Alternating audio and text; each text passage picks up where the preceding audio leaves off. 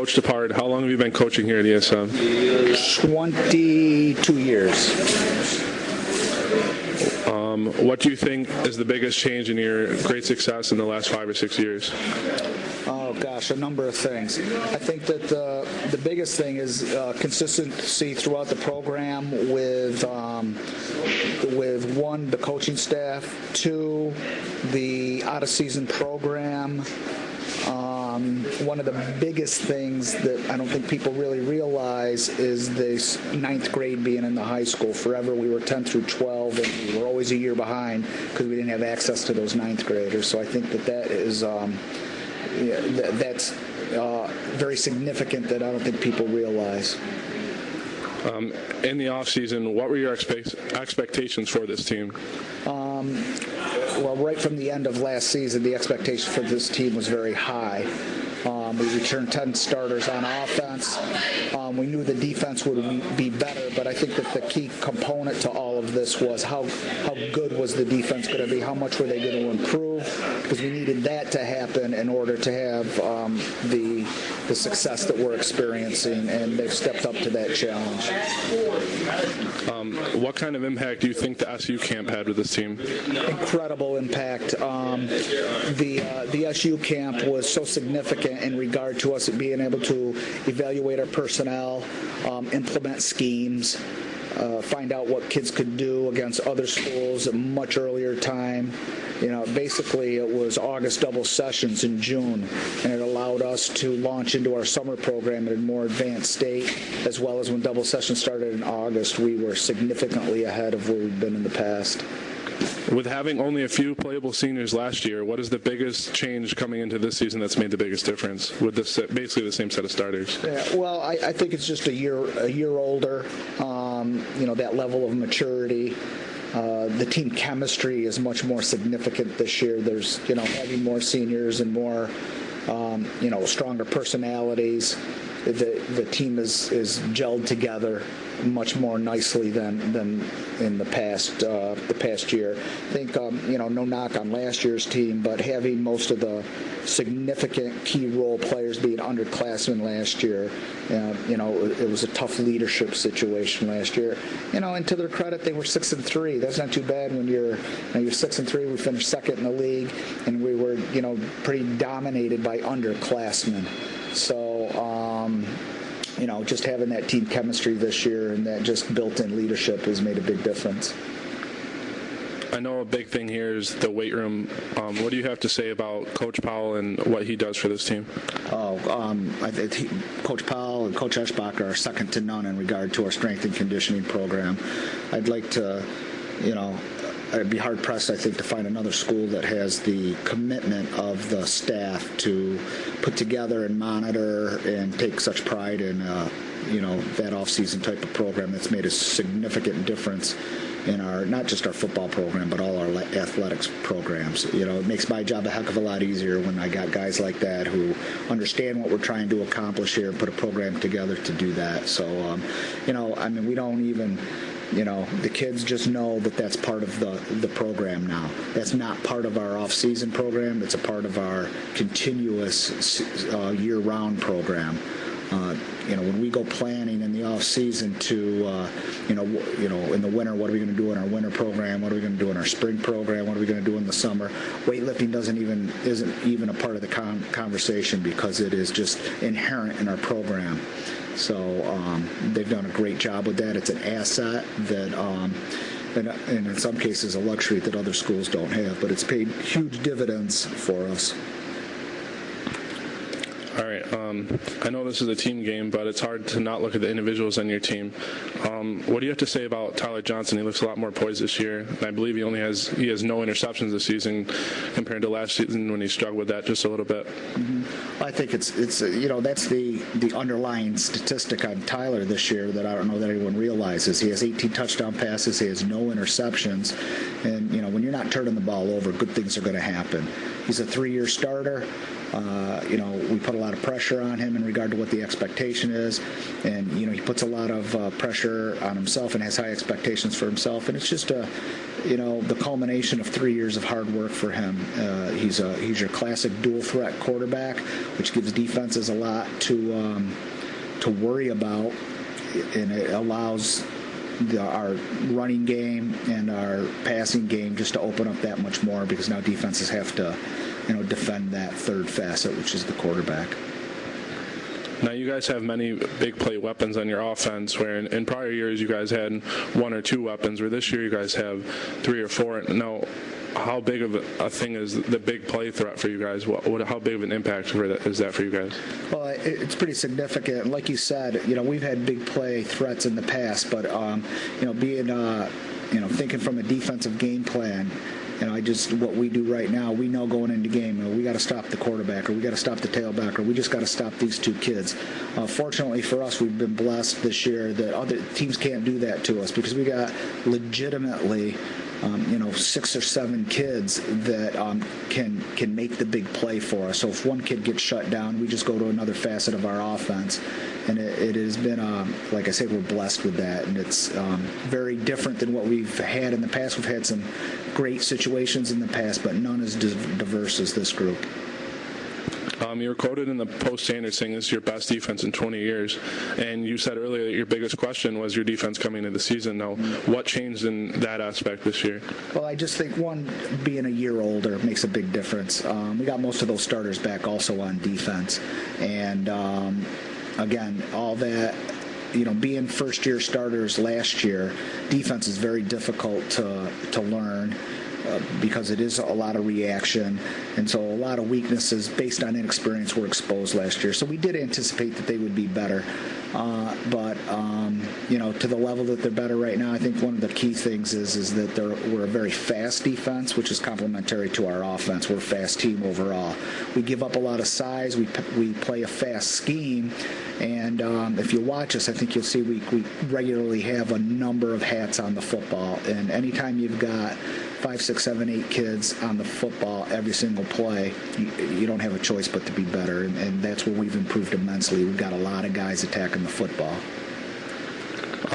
Have you seen any abnormalities with the community or publicity out of this team that you haven't seen in prior teams? No, not really. I think that if it's going on, we're just not aware of it. I'm sure that there's a buzz out in the community and whatnot. We don't have as much exposure to that as people might think. But what I do know from just having successful teams in the past, anytime that the football team is off to a great start and they're doing really well and the expectations are high, a lot of people rally around them and you get a lot of attention. And this team's no different. No, that was my next question. You've had recent experience with an undefeated team a couple years ago that didn't reach postseason expectations. Has anything changed for you in the way you are coaching this year with an undefeated team, or how you're keeping them level-headed? Not really. The approach has always been the same. I think that each team is a product of their own team chemistry and how they gel together. The overall approach from a coaching standpoint has been relatively the same over the past 7 or 8 years, and I think that's why we've had this success.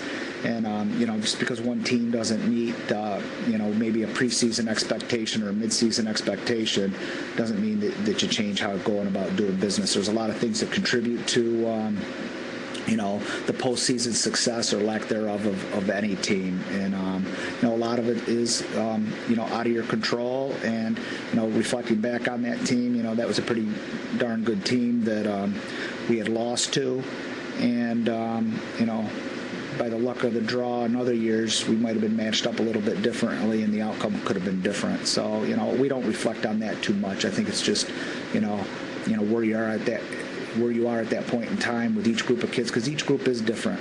Successful. I mean, we've had some teams that weren't very successful in the win-loss column that were a wonderful group of guys, great practice players, never had really any issues, worked real hard, played real hard in games, and just, unfortunately weren't as talented as some other groups. So, it changes from year to year. With this undefeated team going into play Fulton this week, I know they're having a down year, and you have to look at it one game at a time, but what are your expectations for the playoffs? Well, we do take it one game at a time. Our expectations is just to give our best effort each and every week. And if we do that and execute the way we know how to execute, good things will come of that. The thing about the playoffs is when you get deep into the playoffs, everyone's good. And generally, we're going to be seeing teams down the road in week 9, 10, and beyond, if we're fortunate enough to get that far, that are just as good as we are. So it's just understanding that we're not going to beat everybody 48-6. And at that time of the year, we just got to go out and do ESM's thing. Deal with adversity, understand that other teams are going to have their successes, and it's the team who makes the fewest mistakes at that time of year usually is the teams that come out on top. So, that's pretty much been our approach all along, and we'll continue with that. I know you highly respect Coach Shane over at Whitesboro and his team. How much has he influenced you just in your coaching career? Significantly. We've tried to model ourselves after the Whitesboro program, and not so much in what they do on the field as far as X's and O's, but more out of expectation. It just, the style of play, their aggressive physical style of play. They've always answered to adversity. They're always a highly disciplined team. They're a take-no-prisoners approach. It's all business type of approach that Coach Shane has implemented there. Again, highly structured, highly disciplined, and after years and years of conversations with him and how he approaches different things, how he deals with different situations, it's a great recipe for success. We here at ESM try to duplicate a lot of that. Obviously, it can't be the same because you have your own identity. You deal with your own dynamics, within your own school community, and we are different communities. But I think that the core principles of what has made Coach Saints and his program successful is what we've tried to do here, and it's paying off. But you never turn down a conversation with those old veterans. Now, you were talking about off the field and stuff, and I know you are a guidance counselor. Do you feel that helps you be a better coach and reach out to the kids off the field? Sure. I mean, you could say that's the reason. I deal with kids every day in that capacity, outside of football. But I think that, if your core values as a person is, the education and the best opportunity for kids in general, then, that means you commit yourself to learning about them, what works with them. I'm fortunate enough to be able to practice that on an athletic field and use a very controlled environment to foster personal growth. My educational background does lend itself to that, but I think anyone who's committed in the field of education and helping people mature and grow, and if they take that approach, they'll see successes along those lines. Now, you are a very inspiring person with your pregame speeches. Is that something you think about, and what goes into that as far as the message you want to get across to the kids? I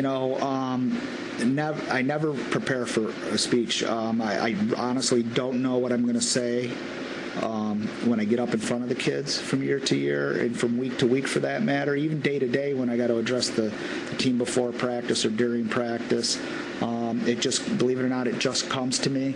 I found that anything canned that I've done works horribly and doesn't do a heck of a lot, and that's not the type of person I am. I get up and I say what I feel, what I'm thinking, what I'm observing of the kids, and I feed off of that. And I think those are more of my more inspiring ones is when I get a read on where the team is at, where the kids are at emotionally, and it allows me just to launch into what I think they need to hear to make a difference for them. Now, your team this year is averaging over 45 points a game and giving up under 10 points a game. Where does this team rank in as far as your 22 years of coaching? The offense, by far is a school record, even prior to me averaging 45 points a game. I've gone back and, done some history checking on that. And that clearly is the most points an offense has ever averaged. Defensively, I'm not 100% sure. There's been a lot of great defenses over the years, even well prior to me. In my time here, the 2000 defense and the 2006 defense, at this time of year, I believe we're right in that ballpark. But defensively, I'll say that this year's scoring against average is right up there with the best of all the past ESM teams. And like I said earlier, I know this is a team game, but it's hard not to look at the individuals on this team. Jeff McDuffie appears to be a great individual on the field from any position in his athleticism. What are your comments on him? Jeff's a